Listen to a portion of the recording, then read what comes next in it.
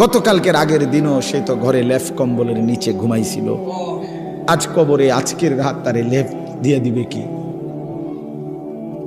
আজকেও তো ঠান্ডা আছে, হ্যাঁ আজও তো শীত আছে, আজ তাকে কবরে লেপ দিবে কে, কম্বল দিবে কে বাপ?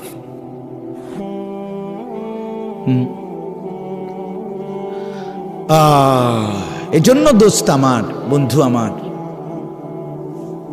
যত কিছুই আমরা স্বীকার করি আর না করি, গ্রহণ করি আর বর্জন করি, বুঝতে শিখি অথবা না বুঝি, ফাঁকিবাজি করি আর ছলছাতুরি করি, আমরা শেষ পর্যন্ত মৃত্যুকে আড়াল করা, মৃত্যুকে পাশ কাটিয়ে চলার কি সুযোগ আছে কি বাপ?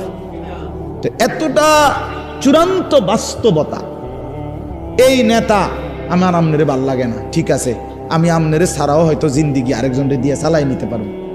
আমার এই মেম্বার বাবুরে আমার বুঝে ধরছে না, হইতে পারে। এই চেয়ারম্যান আমার ভাল লাগছে না, হইতে পারে, আমি তারে সমর্থন করি না, এটা হতে পারে বাপ। আমি আমনের থেকে পাশ কাটাইয়া চলে গেলাম, আমনে আমার থেকে পাশ কাটাইয়া নয়সই করে চলে গেল, কিন্তু মৃত্যু থেকে আড়াল করার নিজেকে সুযোগ আছে তো? শেষ পর্যন্ত কোনো সুযোগ আছে কি?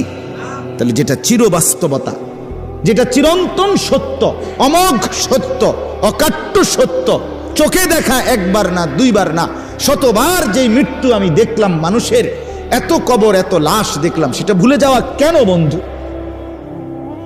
আরে ভাইয়া কেমনে বললে বুঝতাম? কিভাবে বললে বুঝতাম? একজন বড় আলেম ছিলেন, বুজুর্গ ছিলেন, আল্লামা ইবনুল জৌজি রহমতুল্লাহ আলাই।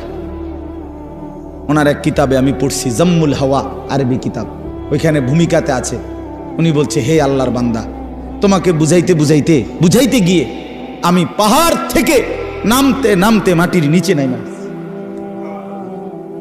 অর্থাৎ তোমাকে বুঝাইবার জন্য আমি আমার সবটুকু চেষ্টা ব্যয় করছি। শুধু জ্ঞান গর্ভ পণ্ডিতি কথা, শুধু গভীর বিচক্ষণতা, অনেক সূক্ষ্মাতি সূক্ষ্ম তথ্য, এটা যদি আমি পেশ করতাম, অনেক গবেষণা, তাহলে এটা হয়তো এক ধরনের জিন্দিগি।